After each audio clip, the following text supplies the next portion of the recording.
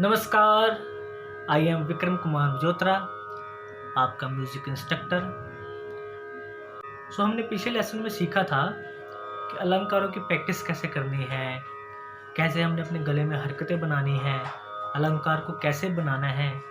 पिछले जितने भी लेसन हैं, जिसने मेरे बाकी वाले लेसन नहीं देखे वो लेसन देख सकता है और उसको पूरी समझ आ जाएगी कि आगे का तभी पता चल पाएगा जब पीछे का हम करेंगे, रिवाइज करेंगे।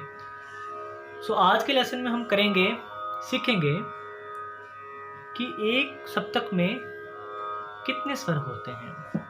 सप्तक को ऑक्टेव भी कहते हैं, इंग्लिश में इसको ऑक्टेव कहते हैं। एक सप्तक में कितने स्वर होते हैं? हाउ मैनी स्वर इन वन सप्तक, वन ऑक्टेव। मैं बताना चाहूँगा कि सब कहते हैं कि एक सप्तक में 7 स्वर होते हैं। और ये जितने भी म्यूज़िक है, जितने म्यूज़िक हम सुनते हैं या गाते हैं, वो सभी का सभी 7 स्वरों के माध्यम से ही बना है। लेकिन मैं आपको बताना चाहूँगा कि एक सप्तक में 7 स्वर नहीं होते, 12 स्वर होते हैं। अब ये बात गौर करने वाली है कि 12 स्वर कैसे हुए। अब मैं आपको ये बात बताना चाहूँगा कि चिंता करने की बात नहीं है, स्वर 7 ही होते हैं। उन्हीं 7 स्वरों के माध्यम से, उनके सहयोग से 5 स्वर और बने हैं और 5 स्वर और 7 स्वरों को मिलाकर 12 स्वर बने हैं। और वो 5 स्वर कौन से हैं? वो 4 कोमल हैं, 1 तीव्र है। उन 5 स्वरों को कहते हैं विकृत स्वर, जो अपने स्वरों से हिल जाते हैं, जो अपने स्वरों से नीचे उतर जाते हैं, जो ऊपर चढ़ जाते हैं, उनको कहते हैं विकृत स्वर। 5 विकृत स्वर। उन 5 विकृत स्वरों में से 4 कोमल होते हैं और 1 तीव्र होता है। जो 4 कोमल होते हैं वो कौन कौन से स्वर है? वो है रे, गा, धा और नी। और जो तीव्र स्वर है वो है मा, ओनली 1। कोमल स्वर जो होते हैं, जैसे शुद्ध रे जो है, और जो कोमल स्वर होते हैं वो कैसे बनते हैं, ये हमें जानना बहुत ही आवश्यक है, जरूरी है। शुद्ध रे जब अपने स्थान से नीचे उतरता है, जैसे किसी स्वर का स्थान होता है, रे का, शुद्ध रे का स्थान है हार्मोनियम में, आप देख सकते हो, चेक कर सकते हो कि ब्लैक 2 जो होता है उसको कहते हैं रे, उसको शुद्ध रे कहते हैं हम। शुद्ध रे जब अपने स्थान से नीचे उतरता है तो वो कोमल रे बन जाता है। कहने का मतलब कि सा और शुद्ध रे के बीच वाला जो स्वर होता है, सेंटर वाला स्वर जो होता है, उसको हम कोमल रे कहते हैं। आप देख सकते हो, चेक कर सकते हो अपने हार्मोनियम में। अभी देख के, अभी हार्मोनियम पकड़िए, चेक कीजिए क्या मैं सही कह रहा हूँ या नहीं। इसी तरह से गा जो होता है, शुद्ध गा जब अपने स्थान से नीचे उतर जाता है तो वो कोमल गा बन जाता है। शुद्ध रे और शुद्ध गा के बीच वाला जो स्वर होता है वो कोमल गा है।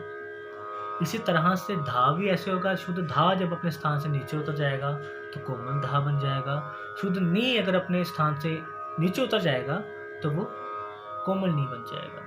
अब बचा एक स्वर तीव्र, वो है मा। कोमल स्वर तो अपने स्थान से, जब शुद्ध स्वर जब अपने स्थान से नीचे उतरते हैं तो वो क्या बन जाते हैं? कोमल स्वर बन जाते हैं। लेकिन तीव्र स्वर कैसे बनता है?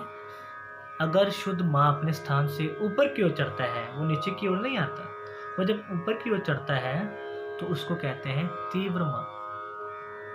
कहने का मतलब कि शुद्ध माँ और शुद्ध पा के बीच वाला जो माँ होता है, बीच वाला स्वर होता है, उसको कहते हैं तीव्र माँ।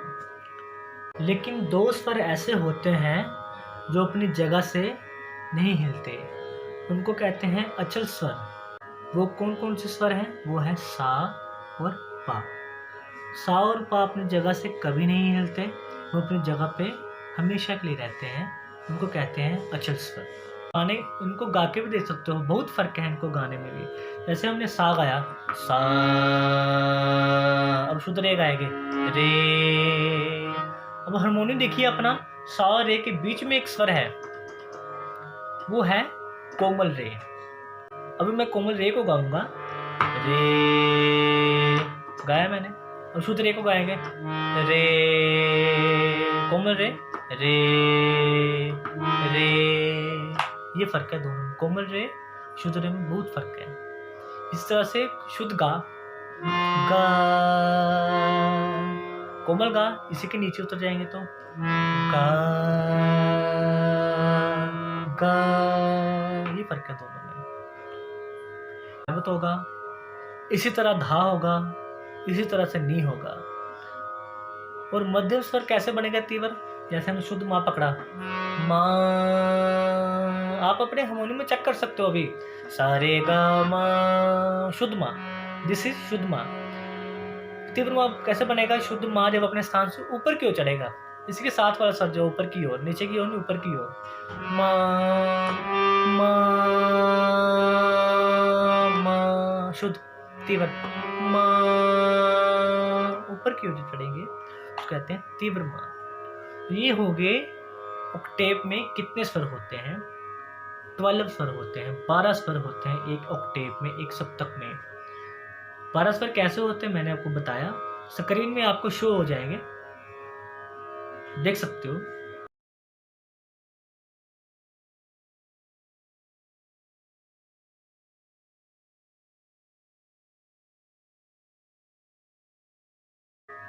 तो आज के लिए बस इतना ही। आज का जो टॉपिक था कि कितने स्वर होते हैं एक सप्तक में, पूरा हुआ। अब नेक्स्ट लेसन में हम मिलेंगे। आज के लिए इतना ही।